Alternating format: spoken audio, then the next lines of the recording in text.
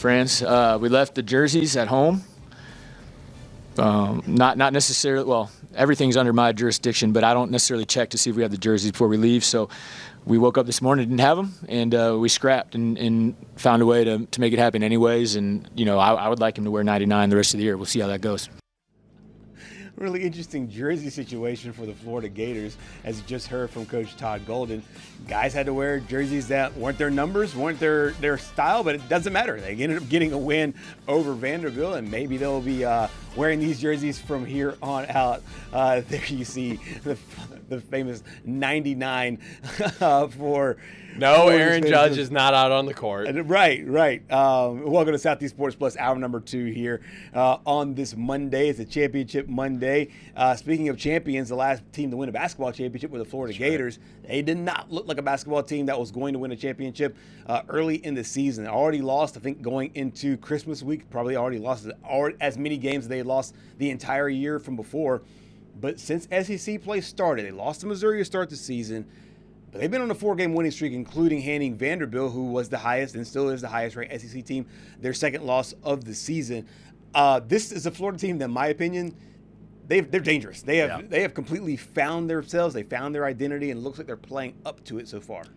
I will be the first to admit that I was wrong. I believe I said last week that Florida was going to miss the NCAA tournament just because I couldn't trust any of their guards to play well. And this was before the game where they I'm blanking on who they beat before. No, it was 2 weeks ago. It was 2 weeks ago ahead of the Tennessee game. Correct, Tennessee. And I was like, the guard play just hasn't been there. And Boogie Flan gets a haircut, and all of a sudden, he's turning into a great player. He didn't have a great game on Saturday, but, Xavier Lee stepped up for the first time this season, dropped 20 points, wearing number 99. No, that is not Aaron Judge. And Flan wore 33. Just an absolute crazy story that I'm sure someone got yelled at for, and someone definitely got punished for it. But you want to talk about storylines. We talked about storylines with this national championship here tonight. Yeah. What's a better storyline than, oh my goodness, I left the jerseys in Gainesville. Right. And what am I doing? And it feels like, I hate to say this, your only job, but it's like, hey, you had one job. One of your only jobs is to make sure that the jerseys are there. And it might just be a situation where one person thought another person was doing it, another person thought another person was doing it. But here's the thing. The Spider-Man. Yeah, exactly. I could see if this was the first game of the season and the wires get crossed. Yeah. How many games have they been on the road? Like, how many times? We're past the halfway point in the season. Right. What are we doing? Right. So, but the thing is that if you do forget the jerseys, what you need to have happen is everybody ball out. Yeah. And that way, it's like, hey, because if you throw athletes off their routine and they play poorly, they're going to blame it back on that. Yeah. Now, if they play well, they're like, oh, hey, you know what? Happy accident. Number 99, just out there just killing it. Or he's out there balling 20 points on 8 of 13 shooting. That's the best game he's had this season. And it feels like every time we come on this show and we talk about Florida, it's, all right, Houck and Condon are MVP caliber front court. But what in the world are Xavier Lee and Boogie Flan doing? You paid all this money for Boogie Flan, and before I'm gonna say I'm gonna chalk it up to the haircut. Absolutely. Because ever since he got that haircut, I'm a superstitious guy. I play baseball. Baseball is literally superstitious all over the place. Oh yeah.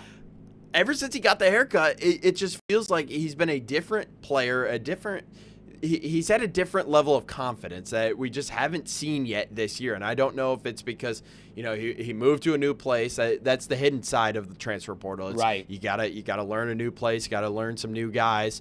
Try to fit in the best you can, because you might fit in a certain way on a certain team, but when you get to a different team, especially a team that just won, he had all of the expectations on him. No question. Especially following up Walter Clayton and Will Richard. Right. From last year's team to this year's team, we knew the identity would be different. We knew that the style would be different because they were a lot bigger. Yeah. And because they can dominate the glass. However, it's like, hey, will they get enough guard play? Right. And it feels like they're starting to get enough guard play. And I don't know if this is a product of Todd Golden, just pushing the right levers, if they just needed time on the court together. But it feels like any time a college basketball team goes off, this is the time you want to start getting better. You don't want to be playing your best basketball in November. If you're going to be playing your best basketball, you want to be playing late January into February before you go into conference tournament play. So the tournament play and then the NCAA tournament. To me, this is a team that is as dangerous as anybody. I know Michigan for a while looked unbeatable. Arizona right now looks unbeatable. But as far as teams that are hot right now, it is definitely the Florida Gators. And I think they're the best team in the SEC right now. That was the big question. Do you think, I know that the rankings are out. We talked about it in the last hour. Vanderbilt right now is the highest ranked team. Right. Vanderbilt right now maybe has the best resume overall. But would you now call Florida the best team in conference in the SEC? Absolutely. I mean, they just took down Vanderbilt in Nashville, 98-94. I mean, they went toe-to-toe with them. And I think one of the biggest things that we talked about with Corey Curtis, who we'll have on here in just a few minutes, was Vanderbilt's inability to score outside of shooting the three-pointer. I believe Florida limited them to about 22 three-pointers, which is well below the average for this Vanderbilt team. I mean, they average north of 30 per game.